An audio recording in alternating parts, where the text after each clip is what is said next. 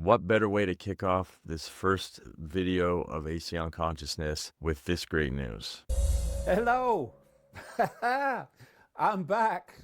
Yeah, back on YouTube. Can you believe it? I'm not sure we can. That is right. David Icke is officially back on YouTube after probably 5 years. And for those of you that don't know David Icke, you got to do some research, definitely, because it's a whole new world. And if you know David Icke, then you know that he's been off YouTube. He's banned from YouTube for, like I said, probably 5 years. And David, so my introduction, so I have a very, very big space in my heart for David and what he's doing. So my first introduction to David Icke was about 8 or 9 years ago, when my spiritual journey really started to take off, when I discovered a lot of things and really just launched into it. And there was two things at the time that really got me interested in things and got me going. And one was my introduction to Buddhism and just working with that practice and being around that and kind of understanding, getting an understanding of it was big. But the other thing that was huge then and is still big for me now is getting introduced to Gaia, Gaia TV. So Gaia, I saw it broke down. It said Gaia is like Netflix for insane people. And if you don't know about it, it's like a Netflix for, spiritually conscious, aware people.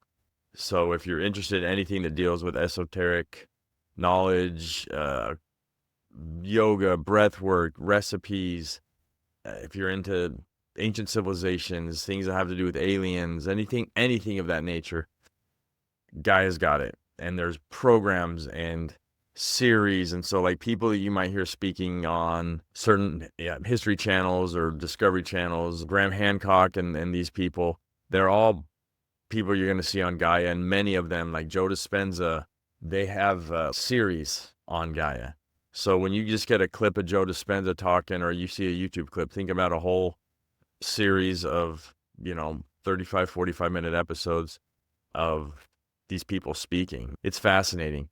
And there's people from all over the world. And with that, these people from all over the world have accents. And I love accents. And one of those ones, like when I hear it, I kind of play it in my head, and not to make fun of the person. I just love them. I think they're great because it also it's like that's what people sound like from different parts of the world. And there's different types of humor and things that shine through. And I love a good British accent.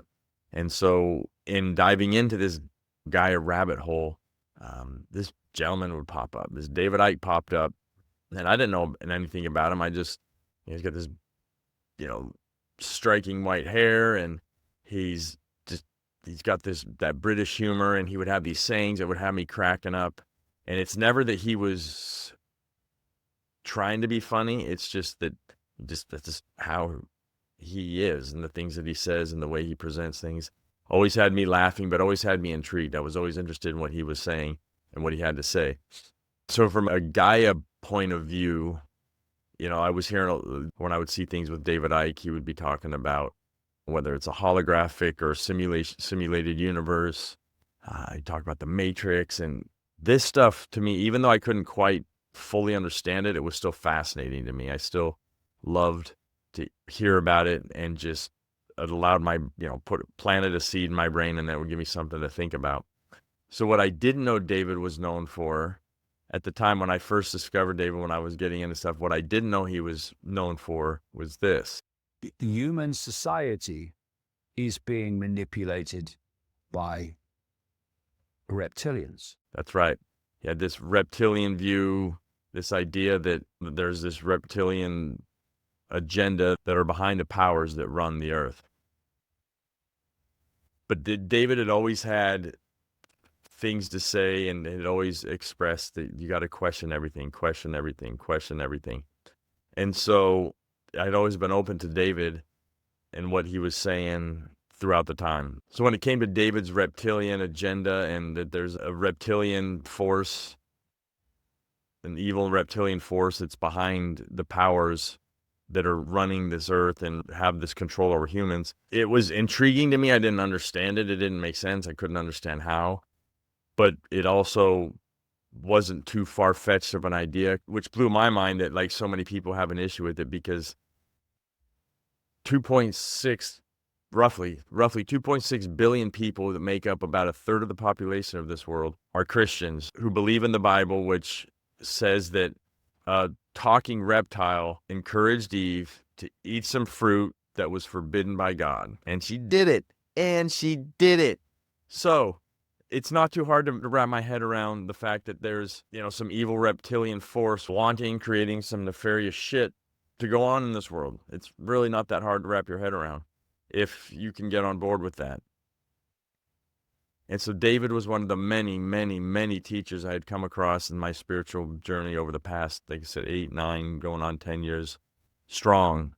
He's always encouraging people to do their research and not just take it for face value. And again, question everything. And if you see me looking over, it's just because I got my notes, because I don't want to forget anything. So that's why if I'm glancing over, that's why.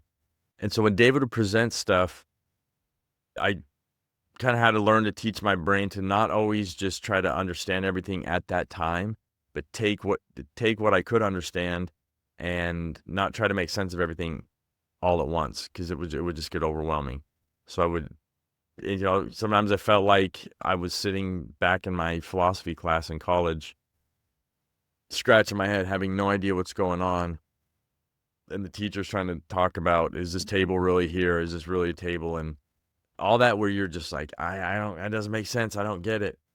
That's sometimes, on the spiritual path and with certain people, when they get into subjects that they're obviously way more versed in and have a deeper knowledge, it's hard for someone just coming into it to be fully understanding of it right away. So when 2020 rolled around and cousin COVID came to town and decided to do that extended stay thing for a while, it wasn't too much into it when I hear David Icke was banned from YouTube. And I was like, wait, what's he banned from YouTube for? And so I kind of went into, like, I wanted to do my research and say, like, okay, what's he saying that's got him banned off of YouTube? Like, he's saying that there's reptilians running the world, and that's fine. Like, what could he be saying that's, pissing people off enough to get him nixed off of there? But I also went in with, I've always been intrigued and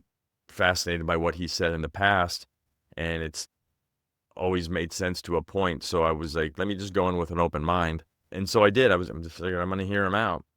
And so I also learned about, backtrack.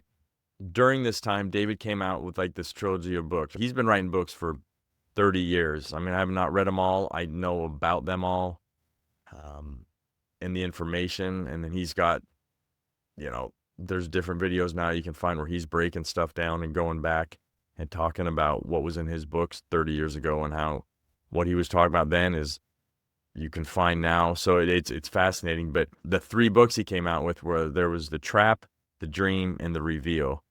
And check this out. Oh, you want to see something? Check this out. Uh-oh. Ooh, it's your boy right here. So came out with those 3 books, and I blazed through those, and it was, again, just this mind-blowing experience.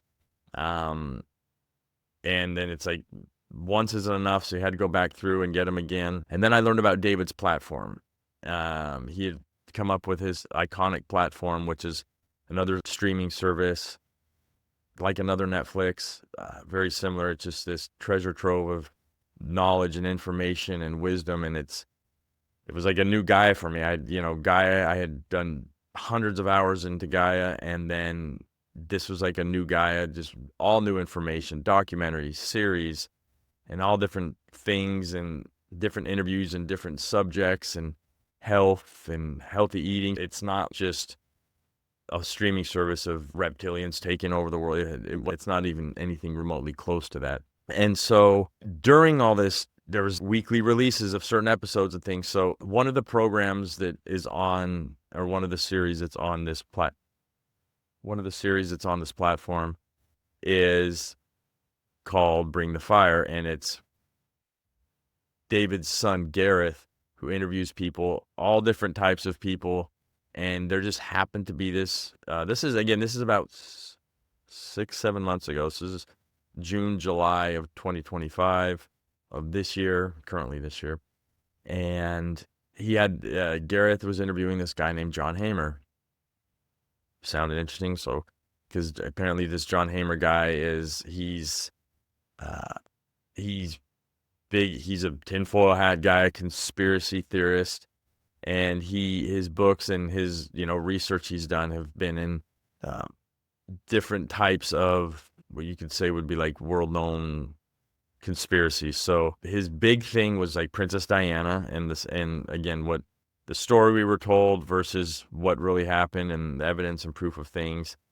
That was his thing, and then he got into, again, what most people do, the 9/11, JFK, the Titanic. And the Titanic was a big one that I found out about all the conspiracies behind the Titanic probably 2-3 years ago.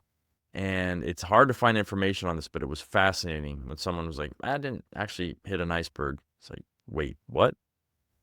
They're like, and I'm always open to stuff. So I was just more surprised that I hadn't heard anything about it prior. But there's a rabbit hole to go down. And so this John Hamer writes about these things, and he was on this interview with Gareth, and so I'm sold on this guy because seems credible, and I'm not taking everything he's saying for gospel, but he's presenting this well enough where like I would be more interested in like reading some more of his stuff and really seeing what like he has to say and what he's found out in his research, because some of these people do some really in-depth research, and so it's like they're doing the research that we don't always want to do or have the time to do and whatnot. So it's like reading a book written by a doctor. Like they've done the research, they've done the work, they've done the education and all this stuff. So as they're talking about different theories, Gareth asks him like, what's like some of the most out there theories you can think of that you've come across? John says space. He talks about that. He goes, that space is something he can't fully get on board with, and that it's not, he just doesn't believe that it's necessarily exactly what it's been presented to us and what it is. And then that quickly led into, he said this kind of goes along with like the globe earth, flat earth. And he was saying that anytime you mention this stuff, it like puts him in really hot water. And then he was talking about how what was more fascinating to him and more intriguing was the whole globe earth. He kind of tied in the globe earth, flat earth, that whole debate thing, but how it's more of just an esoteric thing, and it's really denying us our spirituality. And I was perked up because it's like to tie those things in. I was like, wait, what? This is interesting. And then they got talking about Antarctica, and there's a lot of talk about Antarctica, and you can't go below the 60-degree latitude, and there's this Antarctica treaty and all these different countries. Like there's always this weird mystique, Antarctica, it's kind of off limits. There's, can't talk about certain things. You can't go certain places. You can only do so much. And, and if you follow the news that you hear about like things under the ice of Antarctica, and there's pyramids, and there's so much under the ice in Antarctica. And so the more these things come up, the more I'm more fascinated with it. And then they kind of talked about the shape of the earth. So they brought back kind of the shape of the earth when it comes to flat earth, globe earth. And he said, I'm not necessarily convinced it's a flat earth, but what I am, he goes, he goes, it could be a globe earth, but if it is, it's much, much, much bigger than they've told us it is.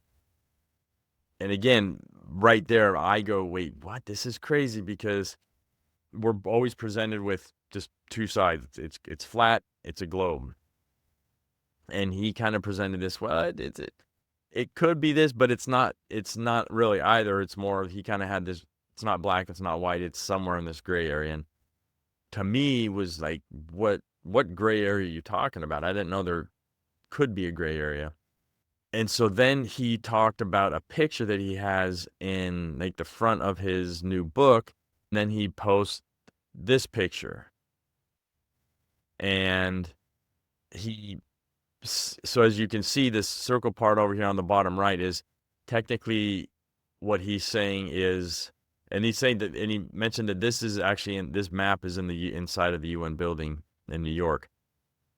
And so if you see that smaller circle, that would technically be like a version of the flat Earth. So instead of the globe, it's still spread out, but then it could be just a portion on a much larger, for the instance like this, right? So I'm looking at this, and again, they showed the picture real quick, and I had to stop, and I'm looking, going like, wait, this is crazy. This is a trip. And then that instantly reminded me of the interview with Admiral Byrd when he talked about when he went down to the South Pole. I must say that Admiral Byrd, our guest tonight, is not only our greatest living explorer, but he's been an inspiration to countless Americans. Admiral Byrd, you've been to both the North Pole and the South Pole. Is there any unexplored land left on this earth that might appeal to adventurous young Americans? Yes, there is.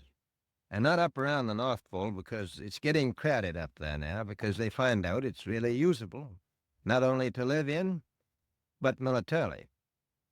But strangely enough, there's left in the world today an area as big as the United States that's never been seen by a human being. And that's beyond the pole on the other side of the South Pole from Middle America. And I think it's quite astonishing that there should be an area as big as that unexplored. That's a tremendous So challenge. there's a lot of adventure left down at the bottom of the world. Well, Admiral, do you hope to see that? I do. So then that interview came to mind, and all of a sudden it started making way, way, way more sense. Like everything that they were talking about on the interview, and just the view, like everything that's going on in the world, the flat Earth, globe Earth, what Byrd was saying, it was like this huge dot connector of like, oh my gosh, it makes sense. Again, whatever they've been telling us isn't actually what's really going on.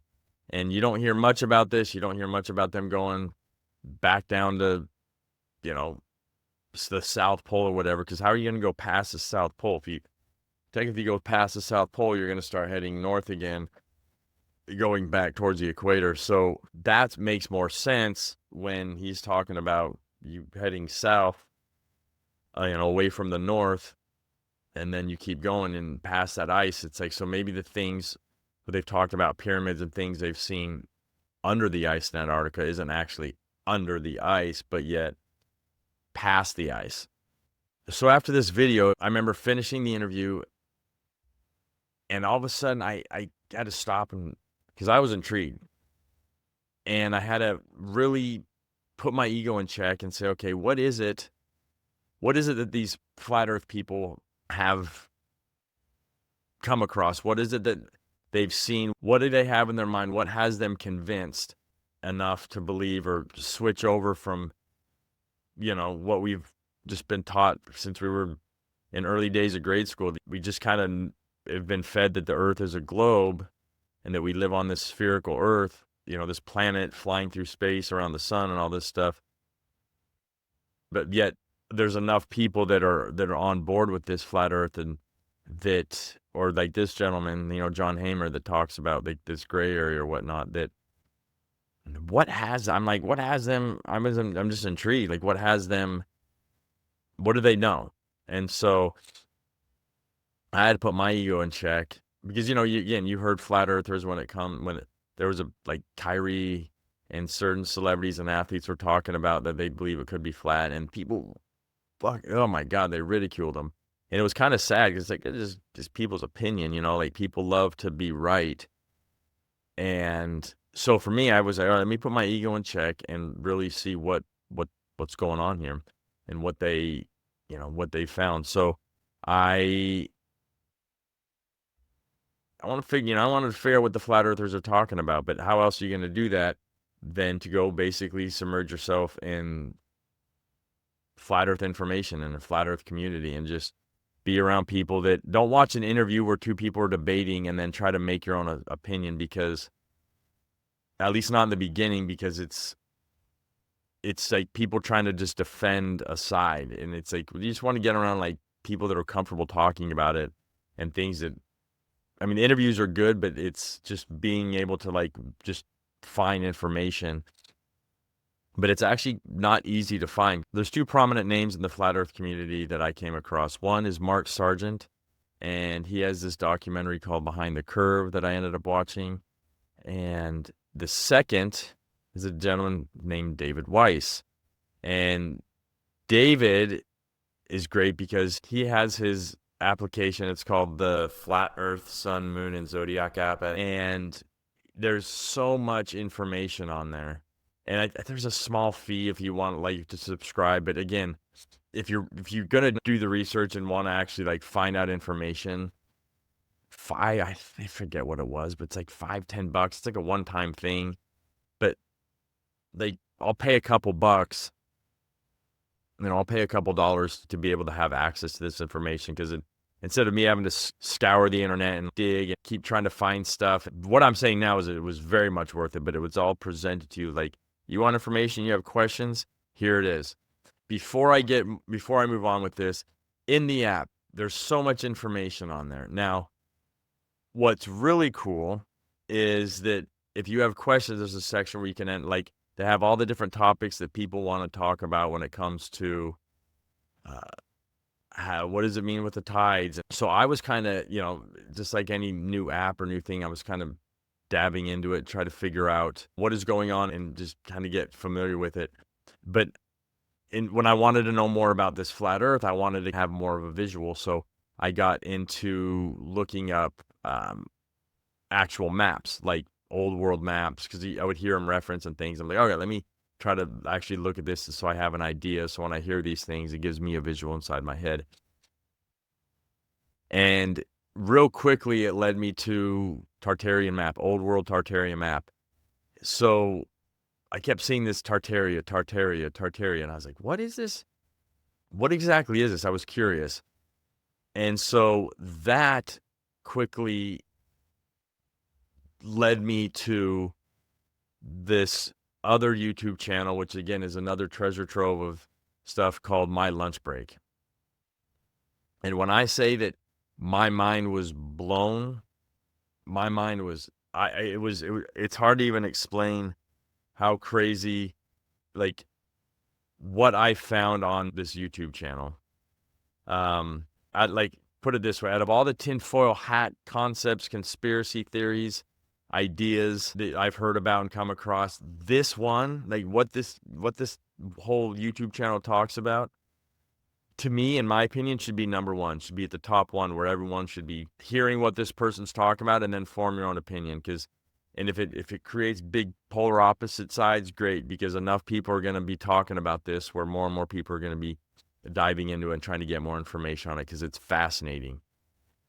And I'm not going to talk about what he's talking about on this episode, but I will say this: after watching a handful of his videos, when I say that it's been the biggest dot connector, so many things made sense.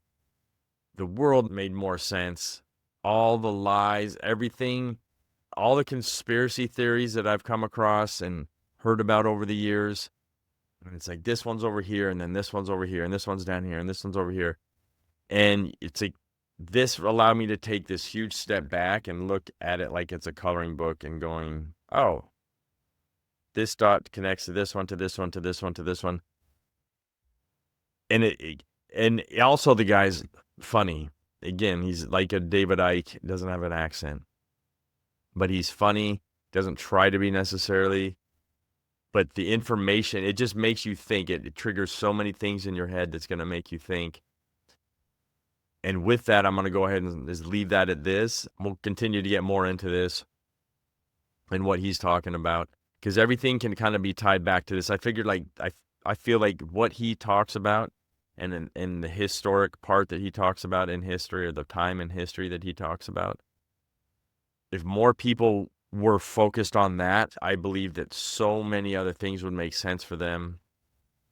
And this would be the biggest wake-up call to really change the world. So whether you're talking about, this is the Gleason's map right here, this flat earth map. There's plenty of other old world maps. So this isn't me trying to convert people into being a flat earther, trying to like debate this. I'm just presenting, I just need to get this out of my head. I'm just sharing my journey and presenting, little nuggets of information and different avenues to do your own research and kind of just dive down some rabbit holes, take it for what it is. Take the information you get. If any of it makes sense, great. If not, leave it. And sometimes it might not make sense now, but 5, 10, 15 weeks down the road, a couple years down the road, whatever it is, might make sense. You might hear something that doesn't make sense now, and you're like, nah, I'm not buying that. But 2 years down the road, you might hear something referencing that and going, wait, this actually makes sense now. I remember hearing about that back in the day. I remember that interview on Gaia. I remember hearing that, which it didn't make sense. I couldn't figure it out then. Just like the simulation in a holographic universe, that didn't start making sense to me forever. Like I wasn't denying it. It just I couldn't wrap my head around it. This book helped a lot. So between like this book is one of those ones this is one of the ones I read more recently. Between this book and what my lunch break is talking about, it's game over. That's game over. It's lights out.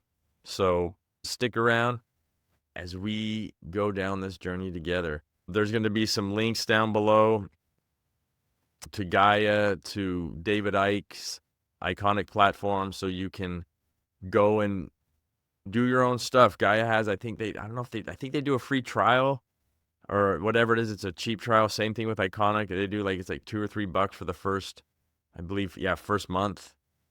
No, it's pounds. So I don't know what the conversion, but it's literally it's under $5 for the first month. And there is, so many different documentaries and series and things on there that you don't have to get into the reptilian stuff.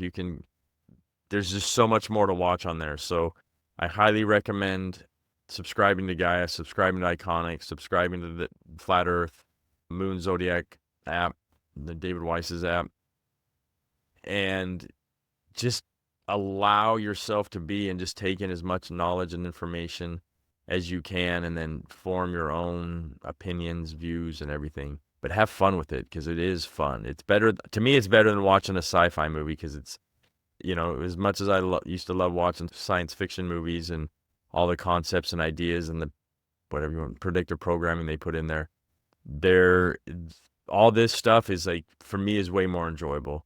And I'd much rather be watching anything on any of these platforms than watching Netflix or a new series on HBO. Even though I do love series on HBO, I love Curb Your Enthusiasm, but I would much rather be watching one of these things or in one of these rabbit holes. So that's it. Aceon Consciousness.